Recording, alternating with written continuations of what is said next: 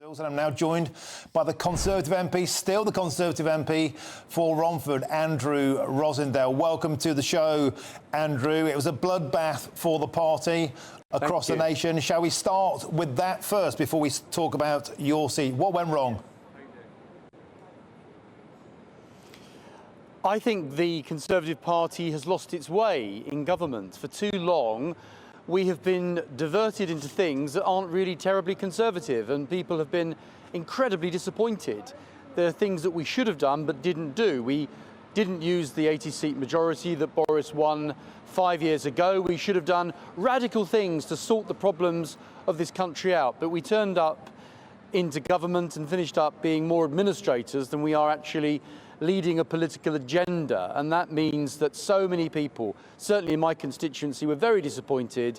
They felt that we let them down. We hadn't done what we said we would do, what they expected us to do, and they voted reform. So there is no love for Labour. 35% of the vote for a government is very low.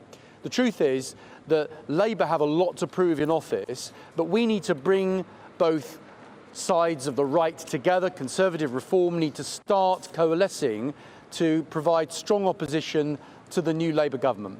OK, let's talk about that, shall we? Because we have a schism straight away, because looking at the people who survived, and of course eyes then fall to who might be the next Conservative leader. From the right of the party, Suella Braverman survived, Robert Jenrick survived. Both of them share your sentiment, Andrew Rosindell. They would love to do a foxtrot with Nigel Farage. However, others on the list wouldn't. Kemi Badenoch been very, very dismissive, in fact very down-speaking towards Nigel Farage. Priti Patel also has come out as something of an anti-Faragist. James Cleverly survived. Tom Tugendhat, not known for their passion towards Mr Farage. How will this coalition work if a lot of the Conservative MPs left can't seem to stand the size of Nigel Farage? So the reality is we're not talking about Nigel Farage here. Nigel is an inspiring leader and he's amazing things that he's achieved, but he's one person. What I'm concerned about is bringing all the people in this country together who have right of centre views. If you have two Conservative parties, one called Reform, one called Conservative, the winner will always be the Labour Party, and that is what we want to avoid next time. I want this to be a one-term Labour government. I don't want them to be in power for the next 15, 20 years. So somehow we have to start being realistic about what we need to do as a party and go with the grain of what the British people want. My constituents, so many of them wouldn't vote for me, not because I was a bad MP or they're against me particularly. It was all about the way the government had failed to achieve the things that they expected it to achieve, and so they went reform. We have to bring the voters who have right of centre views together, and then we can defeat the Labour Party in 5 years' time. If we continue to be divided, Keir Starmer or whoever replaces him, it might be Angela Rayner by then, who knows, but whoever is leader of the Labour Party will have a shoe-in. A divided right means the left will govern in perpetuity. So we need to bring everyone together and have a strong opposition to ensure that the Labour government, just elected, only gets one term of office. But how does that happen? How does the Reform vote and the Conservative vote come together without a coalition, without some sort of merger, without a swapping of personnel, without a clear-out? And what about the fact that even after last night's results, we still have a divided Conservative Party? We still have the Liberal wet side of the party. They were losing their seats, the Liberal Democrats. And we still have the rump of what was an actual Conservative Party. You're saying that should be the future, but the trouble is you're still a divided party. You're still two parties within one. Yeah. Yeah, well, do you know something, Martin? The one thing I'm in politics to do is put country first. So one thing I agree with Keir Starmer on, country first, party second. And the reality is, you see these guys over here, these Euro fanatics, they want to get us back into the European Union, and Keir Starmer is their route to getting back into the EU, which I think will be a catastrophe for our country. So we are going to give the Labour Party 2 terms, 3 terms, 4 terms by having a divided right. That isn't the solution.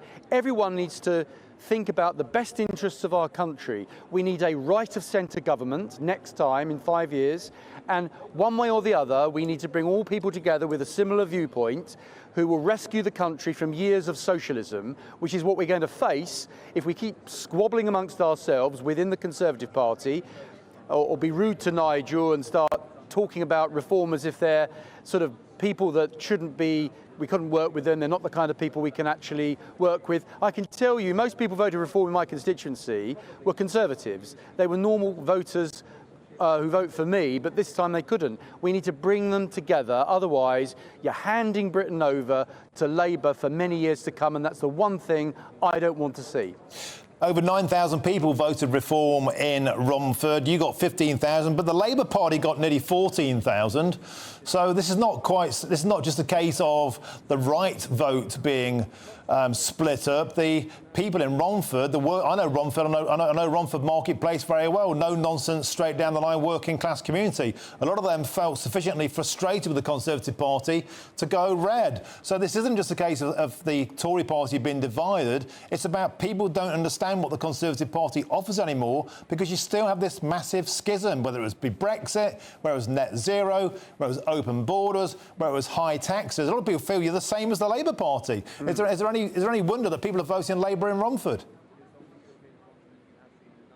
Yeah, no, I think you're right. I think the Conservative Party has been divided on certain issues, and we need to get back to core Conservative principles again. So net zero is blindingly obvious that it's unachievable in the short term, and it's going to make people cold and poor. It's going to give China the competitive advantage. We've done our bit. We need to put that on the side and focus on energy security. So that's the first thing. Second thing, Brexit. We have to use the opportunity of being outside the European Union to be global traders again, deregulation, making up our own laws that best suit the United Kingdom. We didn't do that as much as we should have done in government, but we're not that much different than what most people in the Reform Party stand for. You know, we're splitting hairs on some of these things. Yes, there are some in my party who seem to want to continue with this more centrist way of doing things. Well, it's not where the British people are, actually. It's not where our voters are. So, yes, there's going to be some people that won't be happy, but we do have to move to a more mainstream right agenda. If we try and keep veering towards the centre, I'm afraid all we're going to do is continue to have a division on the right, and that's exactly what Keir Starmer wants, and then he can continue to be Prime Minister. I want him out next time. I want it to be a one-term Labour government, so we need to bring everyone together who believes in this country on a clear agenda to put our country first. If we do that, we've got a chance of winning. If we keep fighting amongst ourselves, we're simply letting the socialists govern Britain for years to come. OK, there's only one question that follows that then. Who should be the leader? Well, I don't know at the moment. There'll be plenty of time to find out. Come on, who should be the leader? You made Andrew Rosindell. No, you made a very, very compelling pitch there for a right of centre, right-wing Conservative Party. I know the names on this list. You know the names on this. Come on, mate. Who should be the leader of that party? Do you know what? I absolutely want to hear what they're going to do first. I want to hear what their plan is, because far too often we elect leaders that try and be all things to all men and say one thing to one thing to another, and when they are in charge, we don't have clear, strong leadership. I'm afraid that's what's been happening in recent years. I was a big supporter of Boris, but even Boris made huge mistakes. You know, net zero, we all know that that can't continue with that policy. So I'm not going to commit to anyone at this stage. I want to actually hear what they're going to do. And I also want to hear their views on party organisation, because we need to rebuild the party at grassroots level. We can't be a top-down party. So for me, that's very important that we have a leader that understands how the Conservative Party works and is prepared to allow the party to be strong at local level. Andrew, if you won't say it, let's revert to the medium of sign language. I'll say the names, you nod. Suella Braverman. There's no nod. Priti Patel. Magnificent, and I would certainly consider Suella. She's also fantastic. I certainly consider her. Robert Jenrick. Anyone else you'd like to put to me? Robert Jenrick. Yeah, great guy. He's come out with some fantastic things on immigration. Yeah, another one I'd certainly consider. I think the first three are my favourites. OK, I think we got there in the end. Great. Well done. You hung on to your seat. No, that'll do for now. I think we've got a flavour of where you think the party should be going. I think many people watching this will no doubt agree with you. You saw off the Labour Party. You saw off reform. You made it through the night. Well done. Andrew Rosindell, Conservative MP, still for Romford. Thanks for joining me on the show.